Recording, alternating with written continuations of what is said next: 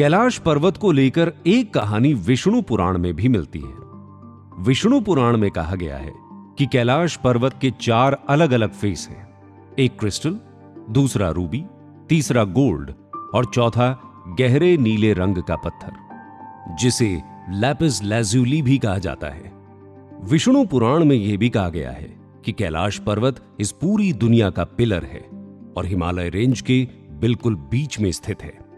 देवी भागवत पुराण की बात की जाए तो ब्रह्मांड की उत्पत्ति और धरती के निर्माण की कथा के साथ यह बताया गया है कि पहाड़ों का निर्माण इस पृथ्वी को एक जगह पर टिकाए रखने के लिए किया गया था। जैसे हम दीवार पर किसी चीज को सही जगह पर रखने के लिए कील ठोक देते हैं, उसी तरह पृथ्वी पर मौजूद ये माउंटेन्स पृथ्वी को एक स्टेबल पोजीशन पर बनाए रखते हैं, जिसमें से कैलाश भी एक ऐसा ही पर्वत है। हिंदू धर्म ग्रंथ के महाशिव पुराण में भी कैलाश पर्वत को भगवान शिव का निवास माना गया है, जिसमें महादेव अपनी पत्नी देवी पार्वती, श्री गणेश, कार्तिकेय और शिव गणों के साथ रहते हैं। शिव पुराण के साथ साथ मार्कंडेय पुराण में भी कैलाश से जुड़ी बहुत सी कहानियां मिलती हैं। हिंदू धर्म के बाद अब जैन धर्म के स्क्रिप्चर्स की बात करें तो जैन स्क्रिप्चर अष्टपद में यह बताया गया है कि पहले जैन तीर्थंकर ऋषभदेव ने इसी पहाड़ के ऊपर मोक्ष को प्राप्त किया था।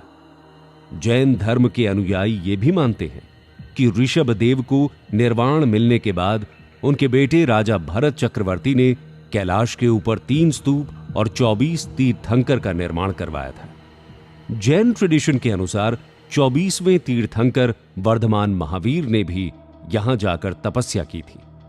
जैन धर्म के बाद अगर बुद्धिज्म की बात करें तो बौद्ध धर्म के लोग कैलाश माउंटेन को मेरू पर्वत या माउंट मेरू कहते हैं। बुद्धिस्ट टेक्स्ट में माउंट मेरू का जिक्र मिलता है। बुद्धिज्म के अनुसार इस पूरे ब्रह्मांड का एक्सेस कैलाश पर्वत को ही माना गया है। तिब्बत और चाइना के कुछ एरिया में रहने वाले बौद्ध धर्म के लोगों का यह मानना है कि उनके बुद्धा ककरासंवरा कैलाश में ही रहा करते थे और इन्हें ही डेमचोक के नाम से जाना जाता है। तांत्रिक बुद्धिस्ट साधु पद्म संभव के बारे में भी कहा जाता है कि 7th और 8th सेंचुरी के दौरान ये कैलाश पर्वत में ही रहा करते थे। हमने पहले भी आपसे जिक्र किया था कि आज तक कैलाश पर्वत की सबसे ऊंची चोटी पर कोई नहीं चढ़ पाया। सिर्फ एक ही ऐसा इंसान है जिनके कैलाश पर चढ़ने का दावा किया जाता है और यह दावा बुद्धिज्म ट्रेडिशन के जरिए ही सामने आता है।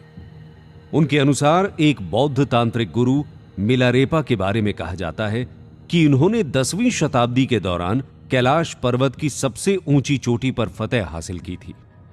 बुद्धिस्ट टेक्स्ट में मिली एक कहानी के अनुसार एक बार 2 मैजिशियंस के बीच झगड़ा हुआ, जिसमें से एक तिब्बत के मिलारेपा और दूसरे नारो बोंचुंग थे। झगड़ा इस बात पर था कि कौन ज्यादा ताकतवर है। जब यह साबित नहीं हो पाया तो सभी ने मिलकर यह डिसाइड किया कि जो कैलाश की चोटी पर सबसे पहले चढ़ जाएगा वो जीत जाएगा। दोनों ने अपनी तरफ से कोशिश की। नारो बोंचुंग अपने मैजिक ड्रम में बैठकर पहाड़ की चढ़ाई चढ़ने की कोशिश ही कर रहे थे कि सभी ने देखा मिलारेपा पहले ही कैलाश की सबसे ऊंची चोटी पर पहुंच चुके हैं और वहां बैठकर मेडिटेशन या यूं कहें ध्यान में मग्न है और मिलारेपा इस तरह से जीत गए। यहीं से मिलारेपा के सबसे पहले कैलाश की सबसे ऊंची चोटी पर चढ़ने की बात भी सामने आती है, पर इसे लेकर कोई सटीक एविडेंस मौजूद नहीं है। न ही कभी महान बुद्धिस्ट तांत्रिक मिलारेपा ने अपनी जिंदगी में इस बात का खुलासा खुद अपनी जुबान से किया था। लेकिन बौद्ध धर्म की बात माने तो वो ये जरूर मानते हैं कि मिलारेपा ही इस दुनिया में अकेले ऐसे इंसान हैं जिन्होंने कैलाश पर्वत की सबसे ऊंची चोटी को जीत लिया था। बौद्ध धर्म से जुड़ी मान्यताओं के बाद चलिए बात करते हैं बॉन रिलीजन की।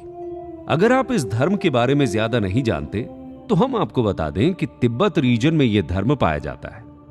यह कुछ बौद्ध धर्म जैसा ही है, या आप ये कह सकते हैं कि यह बुद्धिज्म से निकलकर ही 10th सेंचुरी के दौरान एक अलग धर्म की तरह हमारे सामने आया।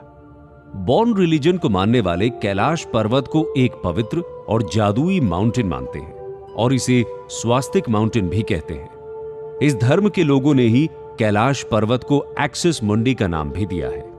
इनके अनुसार इस पूरी धरती का एक्सिस या कहें centre of the earth Kailash पर्वत है। तो ये तो थी कैलाश माउंटेन से जुड़ी धार्मिक मान्यताएं, लेकिन कैलाश रेंज में कैलाश पर्वत के बहुत ही पास मौजूद राक्षस ताल और मानसरोवर लेक के बारे में नहीं जाना तो फिर क्या जाना। तो चलिए इन झीलों के इतिहास और इनकी मिस्ट्री की तरफ एक नजर घुमाते हैं।